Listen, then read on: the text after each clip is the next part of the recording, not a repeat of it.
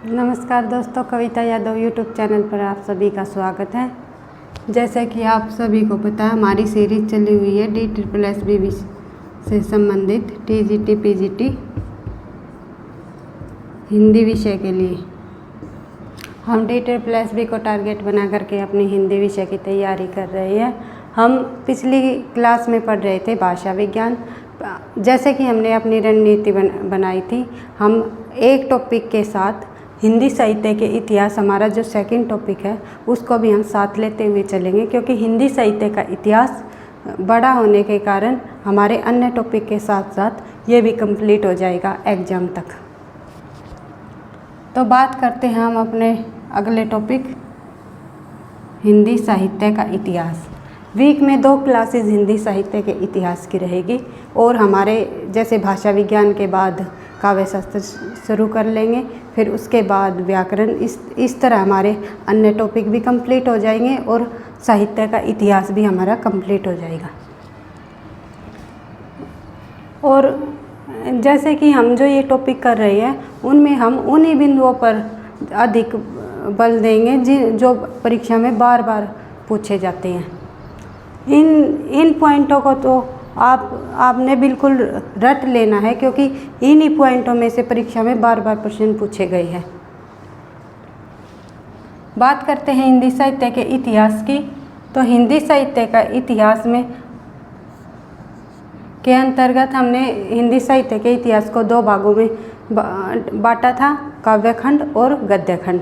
काव्यखंड के अंतर्गत आदिकाल, भक्तिकाल और आधुनिक काल को रखा था, और गद्य खंड के अंतर्गत हमने नाटक, निबंध, उपन्यास, कहानी और अन्य गतिविधियों को शामिल किया था। तो आदिकाल से पहले हमारा एक टॉपिक और बनता है, हिंदी साहित्य इतिहास लेखन परंपरा। हम आदिकाल की शुरुआत करने से पहले हिंदी साहित्य इतिहास लेखन परंपरा के महत्वपूर्ण बिंदुओं को देखेंगे, क्योंकि इसमें यहाँ से भी परीक्षा में प्रश्न पूछ लिए जाते हैं। हम देखेंगे कि साहित्य की इतिहास लिखने की जब शुरुआत हुई, किन किन साहित्यकारों ने हिंदी साहित्य का इतिहास लिखा, प्रथम इतिहास कौन सा माना गया, किन विधियों क्या विधियाँ अपनाई और उनका प्रकाशन किस काल में हुआ, और उनके अंतर्गत जो मुख्य बिंदु है जो परीक्षा में बार बार पूछे जाते हैं, हम उन बिंदुओं को पढ़ेंगे। तो बात करते हैं हम हिंदी साहित्य इतिहास लेखन की प्रथम इतिहासकार गारसा दा तासी, जो कि एक फ्रेंच विद्वान रहे हैं। इन्होंने हिंदी साहित्य इतिहास लिखने का पहला प्रयास किया, लेखन परंपरा का सूत्रपात किया। इन्होंने पहला प्रयास किया। तो इसके ग्रंथ को हिंदी गारसा दासी के ग्रंथ इस्तवार दा ला लिटरेचर एंदोई ए हिंदुस्तानी, गारसा दा तासी के इस्तवार दा ला लिटरेचर एंदोई ए हिंदुस्तानी जो ग्रंथ है, वो हिंदी साहित्य का सूत्रपात का पहला ग्रंथ माना जाता है, जो कि फ्रांसीसी भाषा में लिखा हुआ है। इसमें एंदोई जो शब्द है, इसमें इन्होंने हिंदुओं द्वारा प्रयुक्त की गई हिंदी को बताया है, और हिंदुस्तानी शब्द को मुस्लिमों द्वारा प्रयुक्त की गई हिंदी। उसके बाद हम इस ग्रंथ में कुल 738 कवियों को शामिल किया है, जिसमें कि 72 कवि हिंदी के रहे हैं।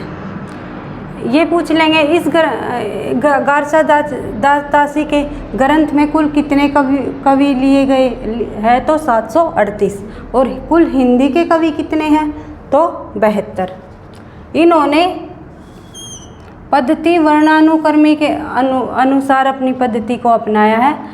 वर्णों के क्रम के अनुसार, यानी कि कवियों के नाम का जो पहला वर्ण है, उसके आधार पर कवियों को रखा है इन्होंने। तो कालक्रम का कोई सवाल ही नहीं उठता।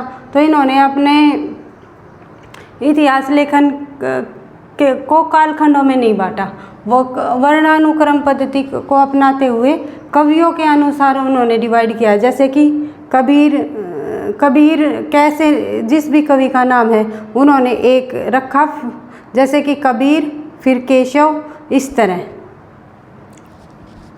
और बात करते हैं इस ग्रंथ के अनुवाद की, तो इन्होंने इस ग्रंथ का अनुवाद लक्ष्मी नारायण वात्स्यायन ने किया है।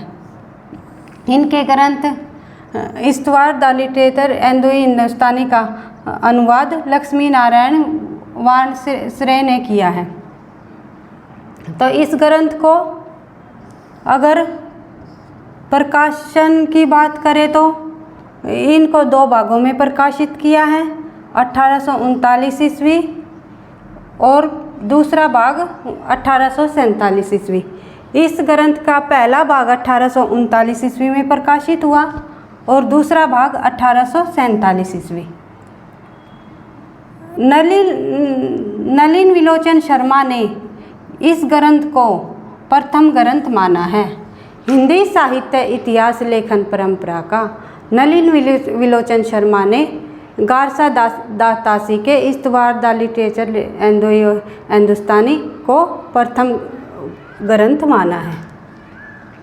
तो अलग अलग विद्वानों ने अपने अनुसार हिंदी का इतिहास लेखन परंपरा का प्रथम ग्रंथ माना है। जैसे कि आगे हम पढ़ेंगे, गिरीशन के अंदर किशोरी लाल गोस्वामी ने भी, नहीं, किशोरी लाल गुप्त ने हिंदी साहित्य के इतिहास का प्रथम ग्रंथ जॉर्ज गिरियशन को माना है। इसी तरह नलिन विलोचन शर्मा ने गारसा दातासी के ग्रंथ को माना है। अलग अलग विद्वानों का अपना अलग अलग मत है। हम क्वेश्चन की लैंग्वेज के अनुसार समझने की कोशिश करेंगे।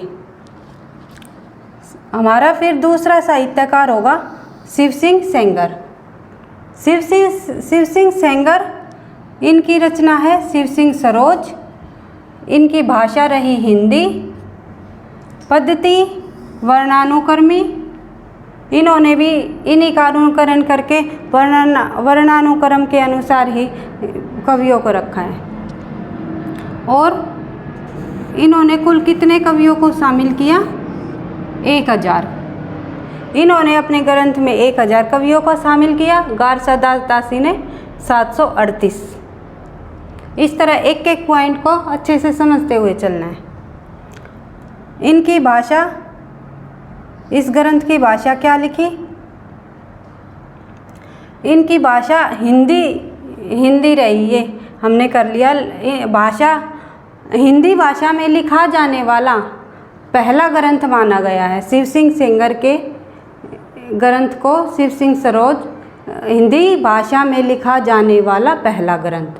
अगर बात करें सूत्रपात की, हिंदी साहित्य लेखन परंपरा का सूत्रपात गारसा दातासी ने प्रथम ग्रंथ, पहला प्रयास इन्हीं के ग्रंथ के द्वारा किया गया। लेकिन अगर हिंदी भाषा की बात करें तो हिंदी भाषा का पहला ग्रंथ शिव सिंह सेंगर का शिव सिंह सरोज। इसीलिए पहला हिंदी भाषा का पहला ग्रंथ होने के कारण ही इसको प्रस्थान बिंदु कहा है। हिंदी साहित्य इतिहास का प्रस्थान बिंदु कहा है। ये पॉइंट कई बार पूछ लिया जाता है एग्जाम में। अब आती है इसके प्रकाशन की बात। तो प्रकाशन 1883 ईस्वी में।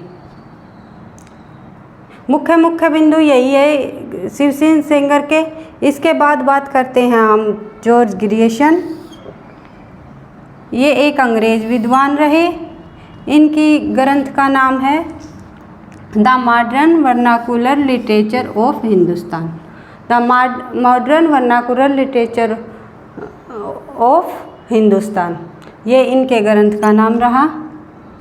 पूछ लिए जाते हैं इनके ग्रंथ का नाम, ये किस विद्वान का है या किस साहित्यकार का ग्रंथ है, गारसा दातासी या गिरीशन, इस तरह। अगला पॉइंट होगा इसमें भाषा की बात करें तो अंग्रेज विद्वान थे तो जाहिर सी बात है इनकी भाषा भी अंग्रेजी रही। प्रकाशन वर्ष की बात करें तो 1888 ईस्वी। ये समझने की बात है एशियाटिक सोसाइटी ऑफ बंगाल पत्रिका में इनका प्रकाशन हुआ विशेषांक के रूप में। परंतु अगर इसके अकॉर्डिंग अगर क्वेश्चन बनता है जॉर्ज ग्रियर्सन के ग्रंथ का प्रकाशन वर्ष, तो 1888 ईस्वी, क्योंकि प्रथम बार प्रकाशन 1888 ईस्वी में ही किया गया था। और किस पत्रिका में? एशियाटिक सोसाइटी ऑफ बंगाल पत्रिका के विशेषांक में हुआ था। अगर इसके अलावा कहीं कहीं हमें पुस्तकों में 1889 ईस्वी भी देखने को मिलता है। वो बात तब होती है तब क्वेश्चन बने इस ग्रंथ का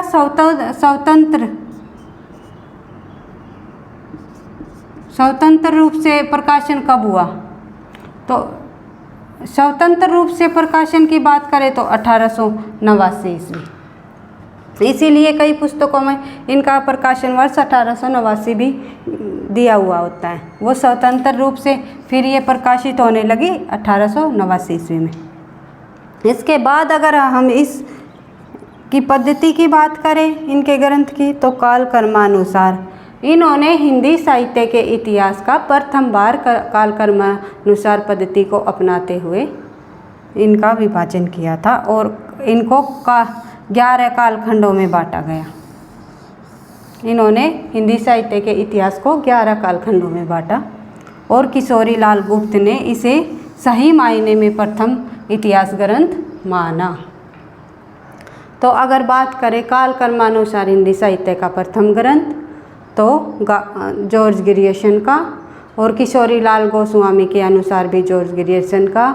बात करें नलिन विलोचन शर्मा के अनुसार गारसा दातासी का। प्रथम सूत्रपात की बात करें तो भी गारसा दातासी। और अगर बात करें हिंदी भाषा का प्रथम ग्रंथ, हिंदी भाषा का हिंदी साहित्य इतिहास का प्रथम ग्रंथ माना शिव सिंह सेंगर का शिव सिंह सरोज। अब थोड़ा बढ़ते हैं और आगे, तो बात करते हैं हम मिश्र बंधु की। मिश्र बंधु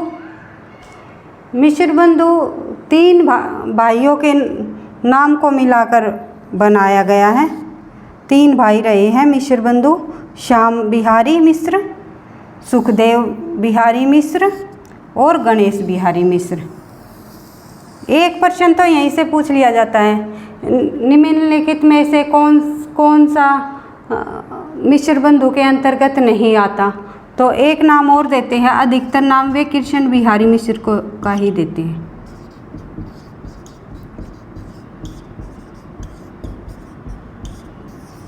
तो ये मिश्र बंधु के अंतर्गत नहीं आते।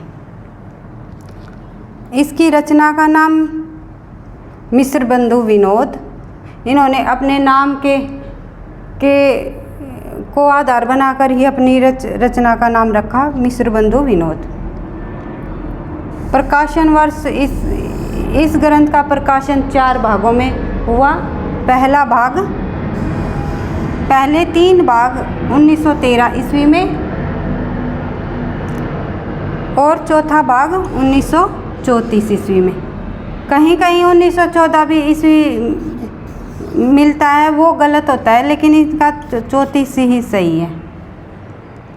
कई पुस्तकों में 1920 प्रिंटिंग की वजह से 1914 लिख दिया गया है, लेकिन इसका प्रथम इसके 3 भाग 1913 ईस्वी में और चौथा भाग 1934 ईस्वी में प्रकाशित हुआ। उसके बाद बात करते हैं हम कालखंड की।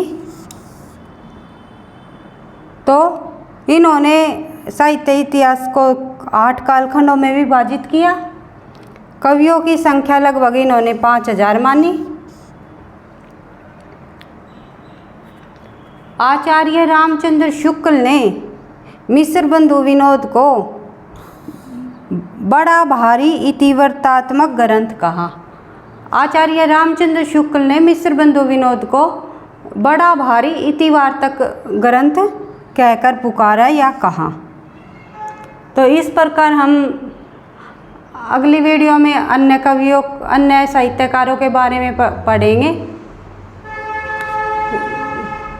उम्मीद है कि आपको मेरा पढ़ाया हुआ समझ आ रहा होगा, और वीडियो को अच्छी लगे तो वीडियो को लाइक करना, सब्सक्राइब करना और ईमानदारी के साथ मेहनत करते हुए चलना है। हमारा टारगेट है DET+B TGT PGT हिंदी को क्रैक करना।